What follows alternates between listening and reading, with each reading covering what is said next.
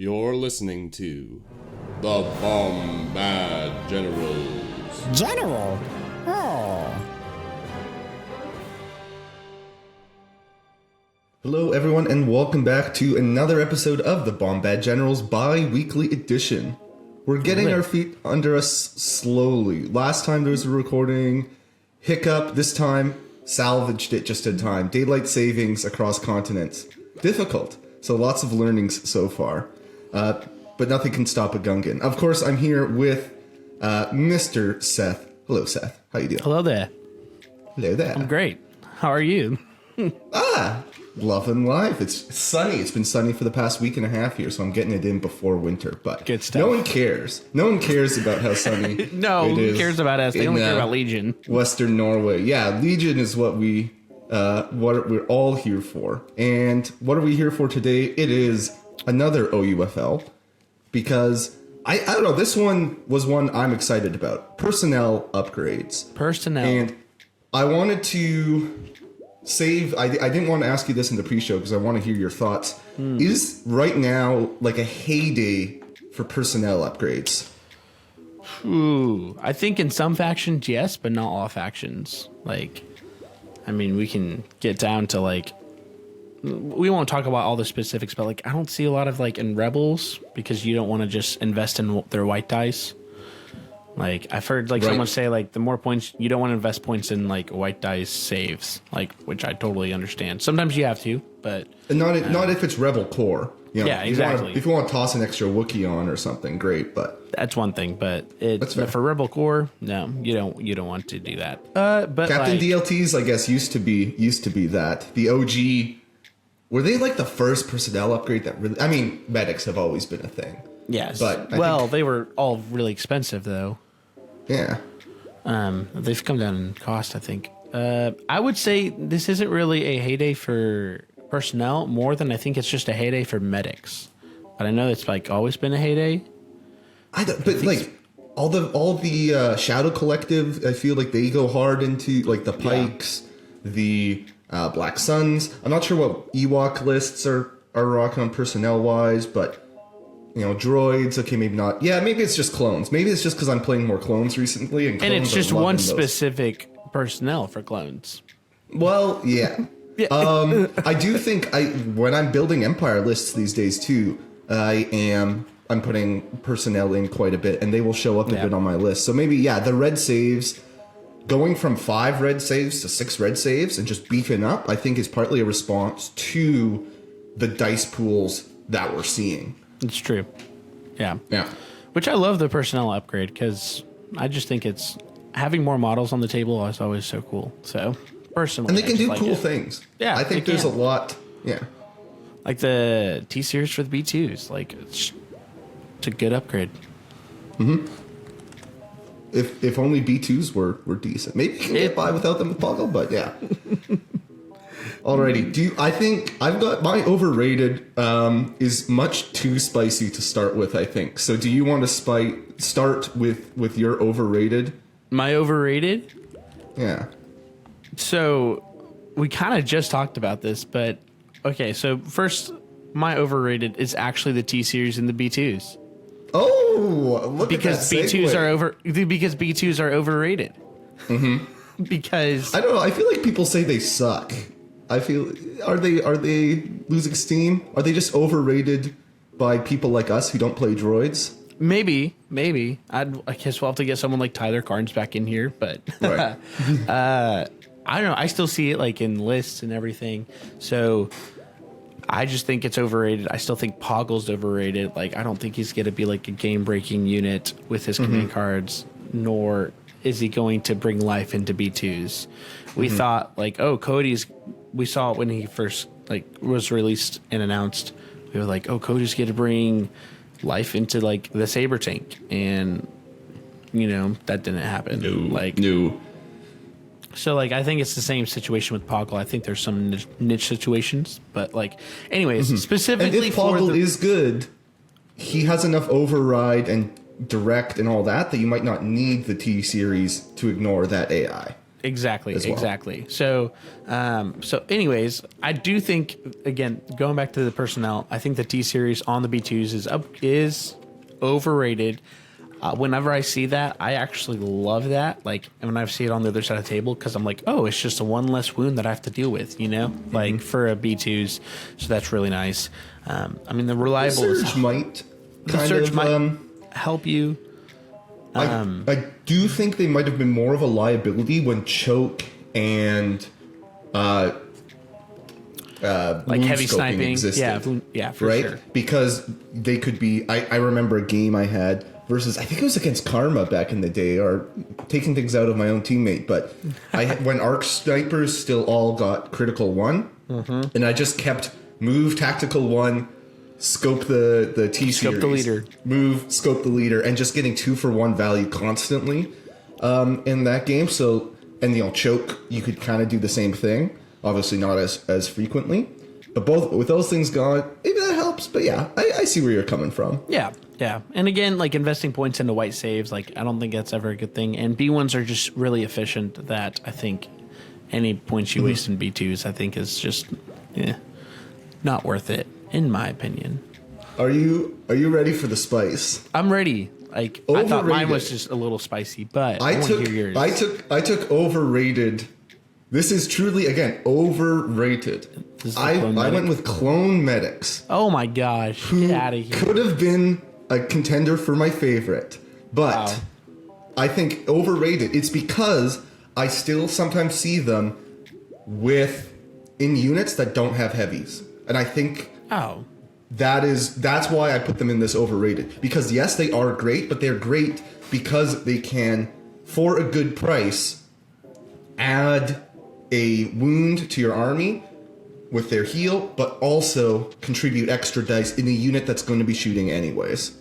Yes. So that's purely why I'm saying overrated, because as we're going to say great things about clone medics. They are awesome. But within that context, and that has to be, I think like, if you're going like with a weird double Jedi list, like I get, but still, it feels bad. Those sort of situations where it's a naked squad with a clone medic, that's when you're wishing, oh man, I wish I had just anyone else's medic, and I got 2 charges, because the extra die in that situation is not useful. Yeah, it's dumb. Now here's a question. So I specifically like clone medics with Z6s because you're always going to shoot at range 3 with your Z6. But I've seen clone medics in like rocket squads or like the DC-15 squads for phase 1s. Would you still put it like in those squads, or think like it's overrated in those squads, or is it just like my most favorite? I don't Z6? think so. So I've been running it. I've had double medics in my Yoda list recently that I've been running, that we've talked about before on the show. And those are like 2 of my core units but they both have recon, rocket, and clone medic, and they're there for fire supporting. Obviously, if you fire support, then you don't get an activation where you can actually use that free action. So there is a little bit of tension there, and I think that's partly where the best use of the rocket squad is in that fire support role. Yeah. But what I found is it doesn't really matter, because usually I'm only using 1 squad to fire support every turn anyways, so I can kind of trade off. Like, hey, this round, these guys fire supported, this guy uses his medic. Next time, they'll be the ones to fire support, and the other squad can use their medic if need be. So I think it might not be perfect. Like, it does kind of introduce a wrinkle that you have to work around.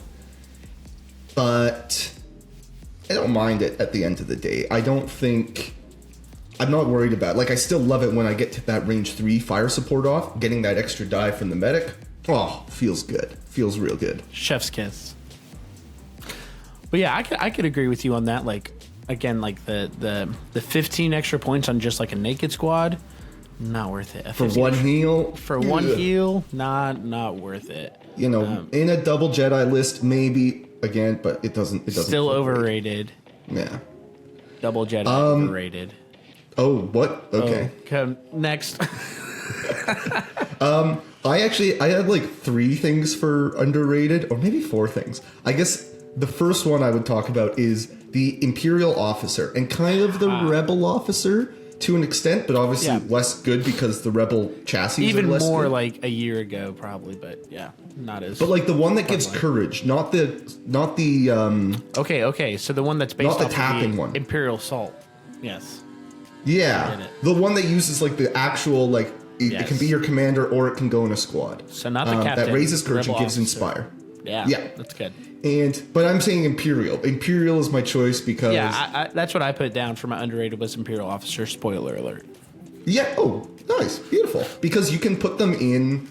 Like I was running shore units with medics, and those are great. But you can easily swap out that for the officer. And I think people say, "Oh yeah, medics," but they don't think about the officers as much. But it's like it's giving you that extra die. Courage 2 is a lot of action efficiency. If you think about getting an extra couple aims is like an extra dice again on top of that. And you're inspiring someone else in your army, which can help their action efficiency. Oh yeah. So, yeah, as we go to kind of smaller and smaller activations, instead of spamming to get, those 11 activations all the time, as we go lower and spend more points on beefing up the squads that we have, I think Imperial officers, and if Rebels got a good chassis, Rebel officers, helps make that squad beefier and hit harder. I think everything more efficient. It goes back to like, don't try to invest a lot of points in the white saves. Because if you're running like an 8-act Rebel list, what are you doing? And Yeah, you just have don't do beefed that. up core, like don't do that. But like I could see that in like shore troopers. I could kind of see it maybe on Rebel Vets, but I don't feel good about it. I don't feel great about it. There's Don't other do things. it. It's a if I'm trap. running Rebels, I'm trying to, again, beef up other spots that are not the core. It's a trap. Don't do it. Trap! Okay, well, if we have the same one, did you have any others for underrated before? No, it before was just that. So I put the extra Dark Trooper. Dark Troopers are kind of out of fashion, but I think even when Still good. they were, people slept on the extra Dark Trooper. Just more beefy red saves and more dice, always good. still a lot of anti-armor out there though, because Tempest Force Yeah. is still prevalent. So I'm still not picking Dark Troopers for sure. In like a team tournament, I think Dark Troopers still have a very good spot when you can like work on matching and matchups. But yeah, in just a regular event, unless you just want to roll the dice, figuratively speaking, then yeah. I'm still not taking Dark Troopers, but I think if you are, you need to take the extra Dark Trooper for extra anti-armor contingencies. And then I put the comms tech. I not so much as under. I think it's like right on the edge. I Which think if comm it gets tech?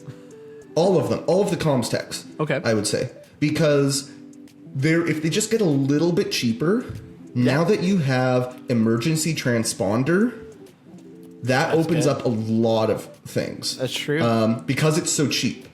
So right now I think they're only ever like 1 point cheaper than the extra body. If they're like 2-3 points cheaper, and because you have to take the upgrade. you have to take the comms. Like it's the comms tech is still 9 points in Rebels, right? Yeah, so I know. it's 13 once you put the emergency transponder on. Yep. Which is not great. You No. know, Empire, I think it would be one more, so it'd be 14 points. Not quite there when you can spend just a little extra and get the officer.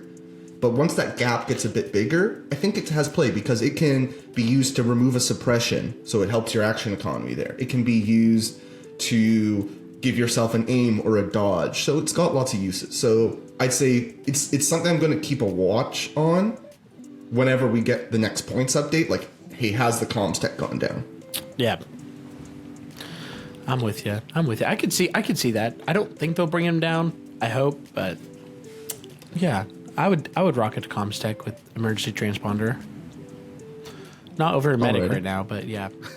Well, yeah, exactly. Yeah, of course That's the not. thing. It's way too Because costs. Speaking of medics, should we go to favorite? I have a feeling that your favorite might be my overrated. Yeah, of course. We'll go to favorite and then we'll end it off with least favorite. So it is. True. Wait, generally we do end it off on a high note. So yeah, we can go to least favorite. We can go to Or least we favorite. can end it off on a low note this time. Okay. And be Sure. different. You know, mix it up a little bit. Okay.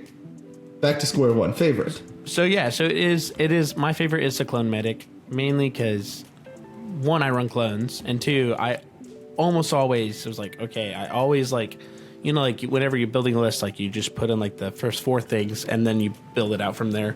It's always with medics. Phase 1's with medics and a heavy. Of course, I put the heavy in there. So it's just, again, we've raved a lot about clone medics, but I mean, we can rave more if we want. But go back and listen to our old podcast to talk about them if you want to hear more. I think medics for sure. It's that unit where, or that upgrade, I start building the list and I put them in, and then I take them out later if I have to. If you have versus something like the Imperial Officer on Shores, I build the list and then I say, oh, I have some points, I'll throw the officers on. Yeah. They don't start in the list like medics do. So it was very close to being my favorite, but I want to be spicy instead. And I needed an overrated. Yeah. I think with just the greatness of heroes and the greatness of the core of the GAR, it's just the medics can just heal all of it. You're not really bringing vehicles except the barks, but barks are off doing their own thing anyways, so. Surging red saves are great, especially when you've got barrier, guardian, dodge sharing, all of that. But sometimes you still take wounds, and then, hey, medics are now affordable finally. Yes. Especially great, like, on the specifically, like, the list you like to run is, like, Yoda arcs. Like, with ARC troopers coming back, medics are very viable for ARCs just to keep them alive. So yeah. Well, that goes to my favorite. In a similar vein, I put Boyle because I love the Guardian keyword, and it's a universal Guardian that he gives. Guardian 1 on a red save unit, which is kind of could be okay if they actually have to roll saves. They can't use clone token sharing when they Guardian, but they could still use Anakin or Yoda surges. And like, if Boyle's one of those ones, if I could put him on a rebel squad, for a 5 wound sponge. Like, I love Chewie at 9, but for a bit cheaper, taking one of my core slots, great. I put him everywhere. And we talk about helping arcs. Yeah, if there are snipers, like high velocity snipers, having that Guardian around is fantastic. Again, the red saves don't really matter at that point because you're getting pierced anyways. But it's just great for hey, all these dodges that I can't use, whatever. I'll just take the hit from your sniper anyways, and just take a wound. Get ahead on attrition. Boom! Now your list is dead, and I just lost like 4 guys from a Boyle squad instead of 4 ARC troopers. And then Boyle's still valuable because then he can still token share. Yes, exactly. He can still token share, and honestly, I've used his squad because they scout up. Usually I have them scout up. They're doing objectives. But if they're like up on a VAP or something, I've had them fire support too, just where it's like, hey, whatever, it's Yoda's 3-pip, sure, I'll add 3-4 black dice to an attack. Very versatile. I love Guardian. It's a very good keyword. Really good keyword. I mean, putting wounds on taking wounds from a 120 point unit to 67 point, easy. Yeah, if I'm looking at a naked clone squad, I'm going to put Boyle on first before clone medic. That's right. And usually I have one naked clone squad versus if you have a heavy, you probably don't want to be guardianing hits onto your heavy weapon unit. Though some people have had success, and I get it, with Boyle in a RPS squad. Because again, that squad is kind of there as a utility piece. It's bringing your impact, it's bringing fire support. So if you only really care about like range 4 impact and fire support, then all the other guys are just fodder. Yeah. So you can just Guardian, and it puts 2 utility squads in one. You kill off a bunch of dudes with Guardian, and hey, you still have your RPS to fire support at range 4, even after you've taken 4 wounds. So yeah, versatile. I like it. I like Boyle, man. It's great. I do like thematically, like clones have the best personnels in my opinion, just because like they're clones. So like there's some special clones in there that I just really enjoy. Yeah. This should be tough. Okay, sour note. What's your least favorite, Mr. Seth? It was a tie between the Viper droid and a Waxer. Yep. That's it. That's the tie. So just Viper droid. It's just worthless. Like, might as well just take an aim. Observe. It's like marginally better than an aim, but the fact that it's a full action, it's bad. It's bad. And it's only 1 wound, and it's like operates at range 2, so it kind of wants to go in a B2 squad, but then you're losing out on the extra wounds to the B2s. It's like, and the extra it's white not good. dice is just not worth it as well. Yeah. Like, yep. Yeah, and units that don't surge. I mean, it is only 6 points, but It is only 6 points, but especially with droids, like that's your point value. Your points are valuable. So like, true. I mean, if you a few have of extra those, points, it gets you another B1. don't put an extra B1. Don't put an extra Viper droid because you're just not really going to use it. Even in the list of like, oh yeah, we're really trying to buff the AAT.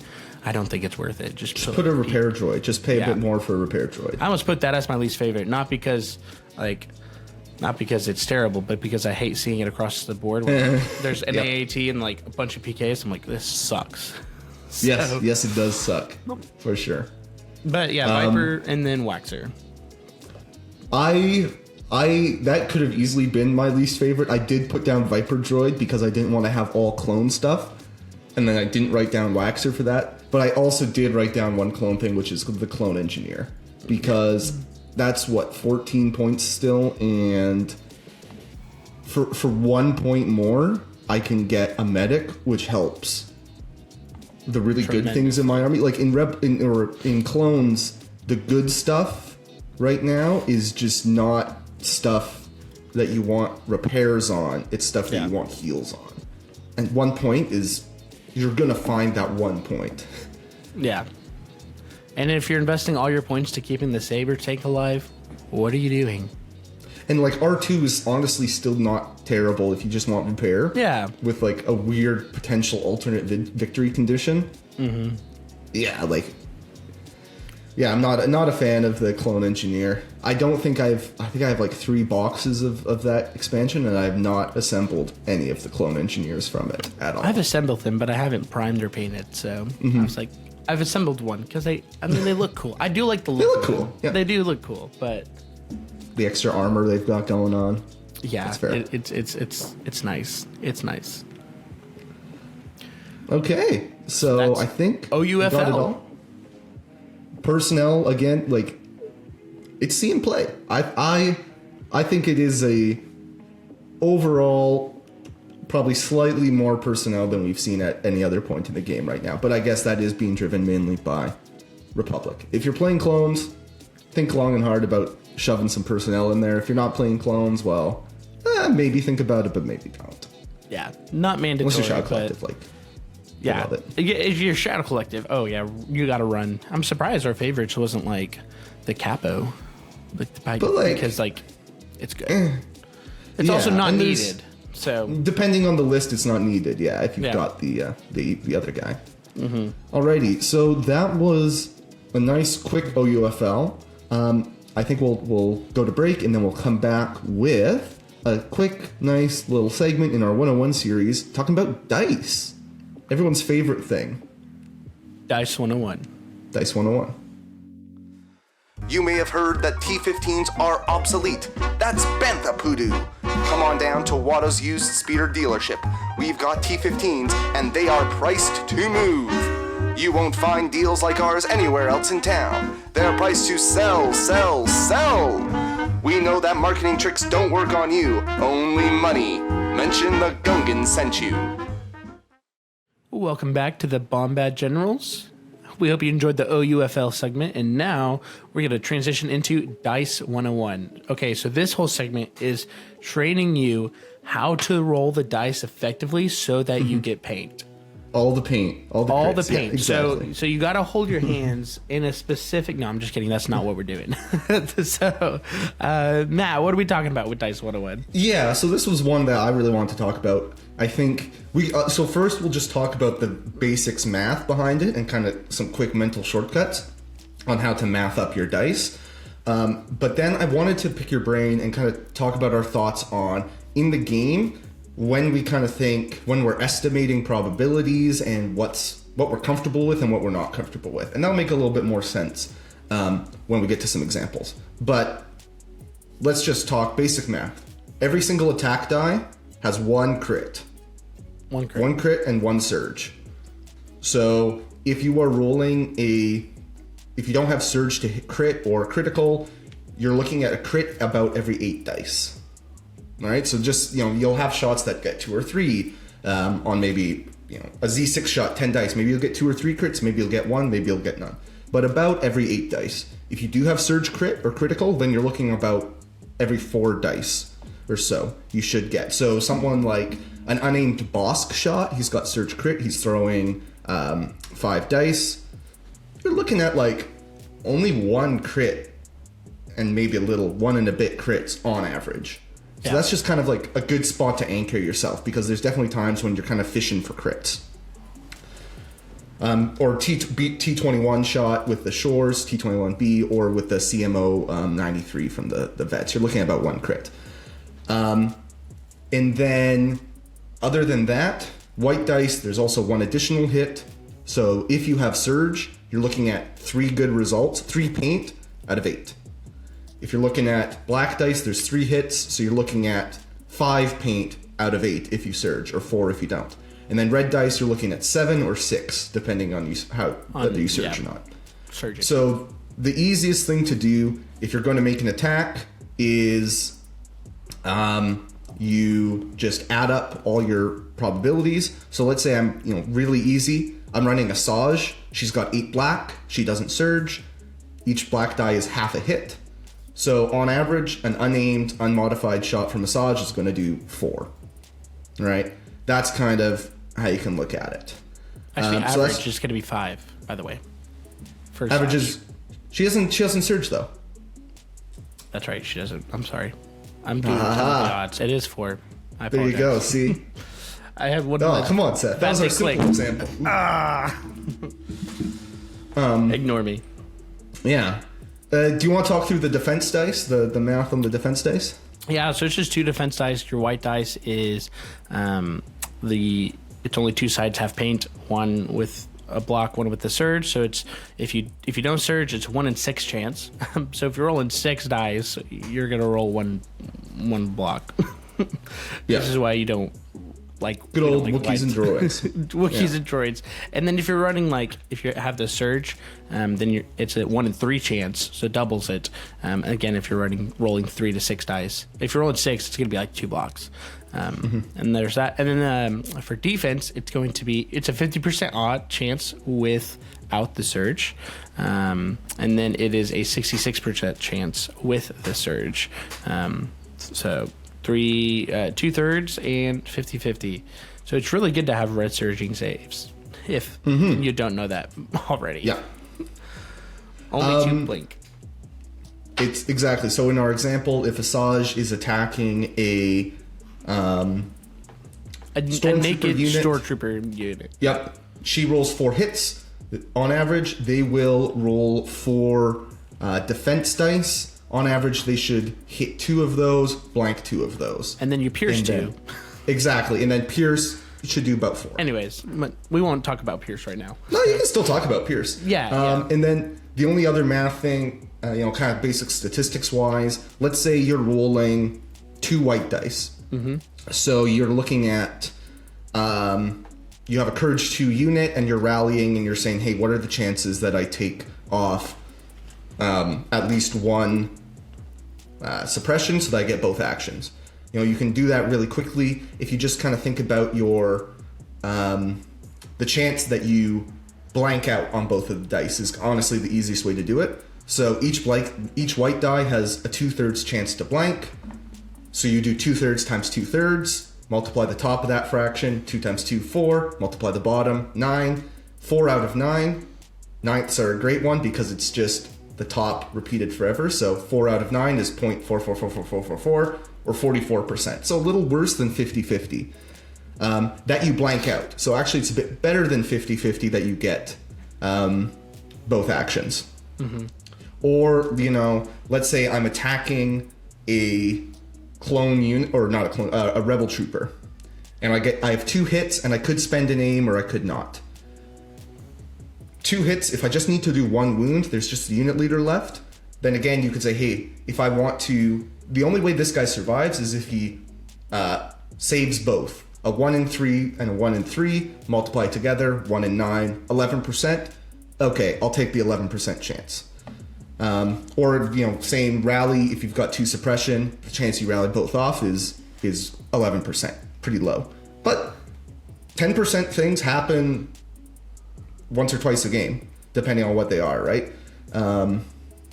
There's lots of things that happen 10 times a game, so you would expect a low probability thing to happen.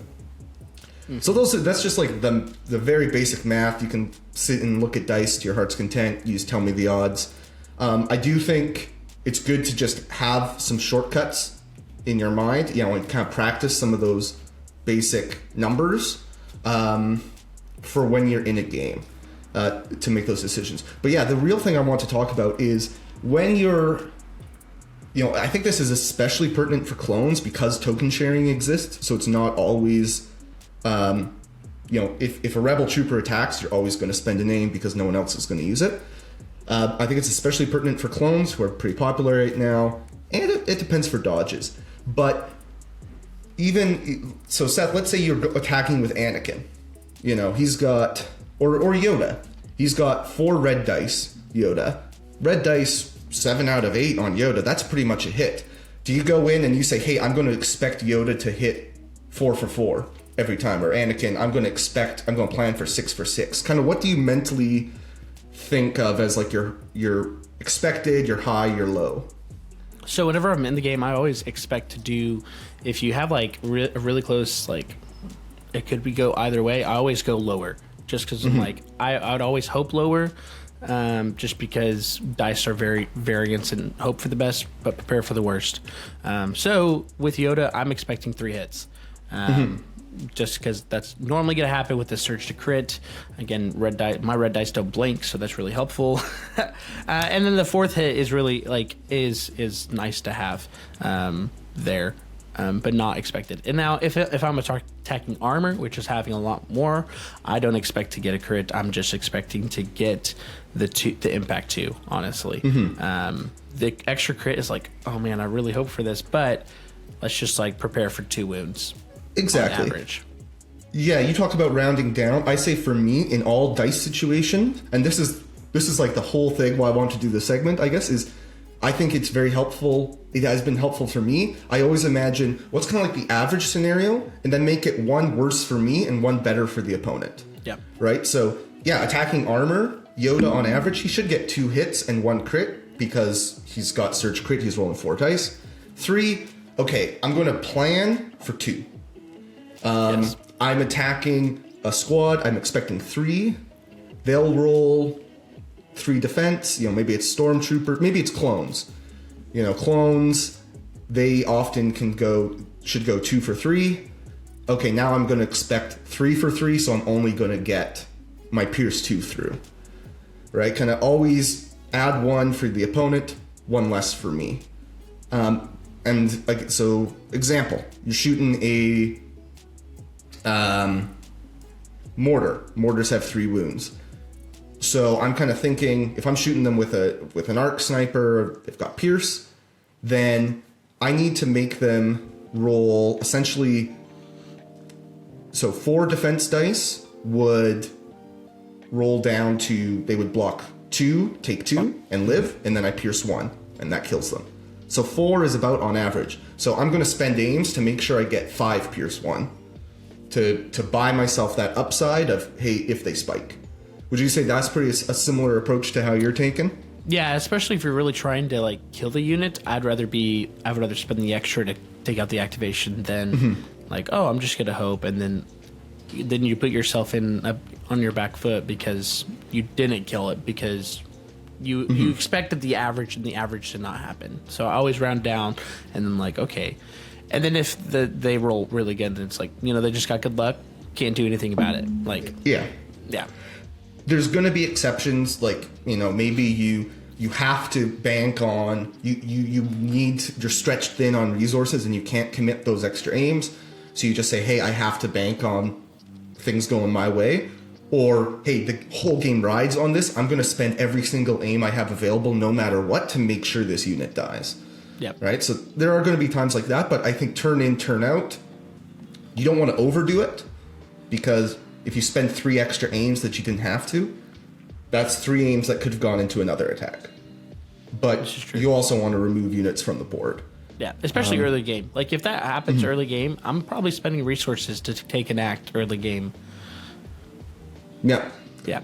And then how do you kind of approach it with suppression? Do you take that 50-50 chance, that slightly better than 50-50 chance to activate a unit, a Courage 2 unit with both actions? Or are you saying, hey, no, you know what, I'm going to wait until I can inspire them, or guidance off the suppression? Like, kind of, is it game state dependent? How does that go? Yeah, it is game state dependent. I'm never running like phase 2s because I run Yoda and I just don't have the points for phase 2s. So I am always phase 1s. So honestly, for phase 1s, with all if they have a suppression, I'm like, oh, that unit's only getting one activation and one action. So it's like, I'm always preparing just for not having two actions and using guidance to make up for that. Very rarely do I actually use guidance to recover. Like, I think it's just on a Z6 unit, I just, like on a core unit, I just don't think there's better stuff to do for guidance. And that's where, like, things like fire support come into play, to where, like, oh, I'm using them for fire support, or just better positioning, or just using them for the medic, or supporting the other clones.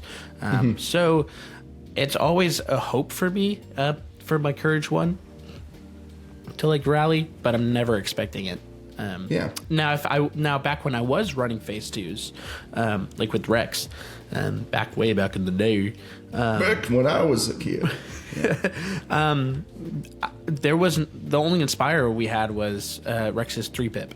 Right? Yeah, because didn't exist with lead by example yet. So if, like, I needed to take a risk on, like, the 50%, I tried not to rely on that. Like, for instance, like, if 5s would take a lot of hits, like, he also ups your courage by 1, so he would get 3 suppression. So normally with him, he would take a lot of the suppression, and then normally I would get to roll it off and then have 2 left over, and then still get the 2 actions that I needed. But for, like, a phase 2, I always, like, again, round down. I always, again, hope for the best but prepare for the worst. Exactly. Yeah, because it's like, I think for me, if I'm running phase 2s, it comes down to, do I need both activations? Yeah. Right? Both actions. If they're sitting at 1 suppression and I need both actions, you can't rely on 44%. You gotta just go with it. And it's going to scale differently too, right? Like, the chances that a unit with 3 or 4 courage that has an equal number of suppression rolls 1 off, much better. But those units are also probably units that are, like, your key pieces that need to go, and you don't want to take that 0 for 3 chance. And yeah, I think Courage 1 is probably the best conversation, because there's a lot of Courage 1 in the game, and I think what you're saying is exactly right. If I have 1 suppression on them, 33%, that happens a lot. That happens quite a lot. But I'm planning for them to get 1 action. But I'm going to plan, if I only put 1 suppression on my opponent's Courage 1 unit, I'm planning for them to get both actions. Yep. Maybe maybe it's not critical and I just say, hey, I'm putting a suppression on, then hopefully I mess them up a bit. But if I really don't want them to get both actions, you better believe I'm putting 2 on that unit. Now, I would say, like, if it's a Courage 1 unit and I need them to do both actions and they have 1 suppression, I'm going with them before they get another suppression. Yes. 100%. 33% is much higher than 11%. Yes. So yeah, if you got to do it, strike while your odds are as best as possible. Mm-hmm. Yeah. Yeah. I think I don't have a ton more to say. I think there's some... The other dice roll thing is more of a command card question, as far as how you approach a coin flip when you know, like, hey, we're both going to play a 1-pip, or should I just play a 2-pip, 3-pip? That's not really dice, so I won't worry about it. Now, can I ask, what would be, like, your situation for something like a keyword like danger sense?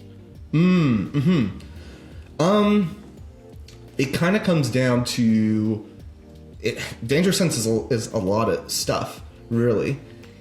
It's adding 1 extra white die, so defensively it's not adding that much, and the downsides of suppression are pretty high. So for that reason, I'm not really taking duck and cover which means that there's not a lot of choices for me, the defender. Like if I have suppression, I roll extra dice, and if I don't, I don't. I don't have duck and cover, so I'm not making a choice. But it definitely can skew things, like especially with someone like CAD, where you say, hey, is it worth taking this chip shot that probably won't do anything? You know, like, hey, CAD's at full health. I've got 2 Rebel DLTs. I could put both shots into him. And again, each shot averages a little under 1 crit.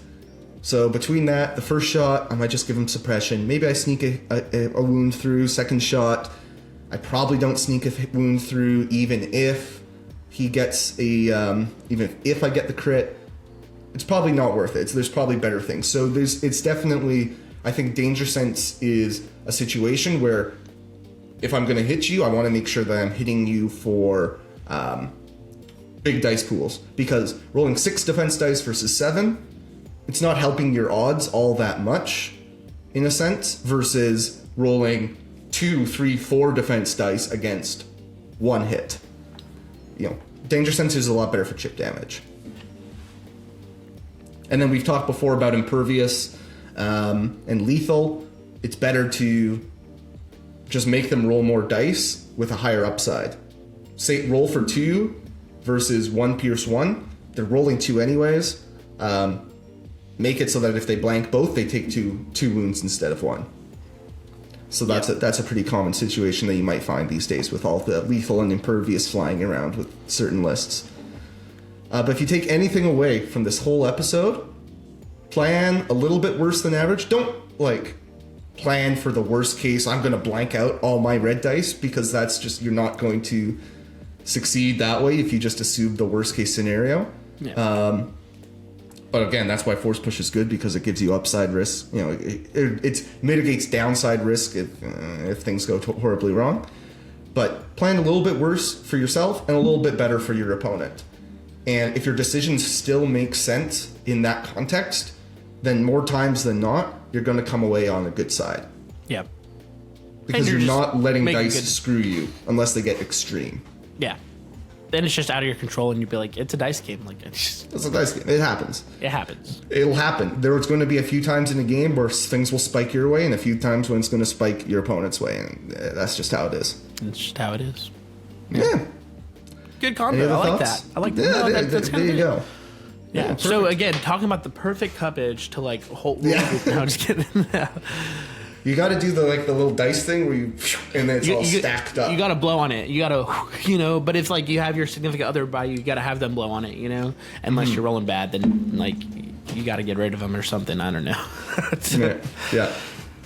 For sure. I like all my dice to look the same. I don't like having mixed dice, because I don't want to be like, oh man, these sparkly dice are rolling hotter than these other dice. Like, yeah. Don't think about anything. No. I've seen some people that be like, "Hey, let's share the same dice pool." Like the. Yeah, that's dice. fine. Yeah. If that's what you got to do if you think something's sus, whatever. Do it. Okay. Do it, man. Well, Alrighty. we hope you all roll well, unless you're playing us. We hope you roll bad. Well, thanks so much for watching and listening. We hope that you have a great rest of your day and a great weekend. Stay gunkin'. This has been the Bombad Generals. Listening to Bombad Generals is not scientifically proven to make you a better Legion player. Side effects may include bad dice rolls, missed figures, aim losses, bankruptcy, divorce, vomiting, and sudden death. Ask your doctor if Bombad Generals is right for you.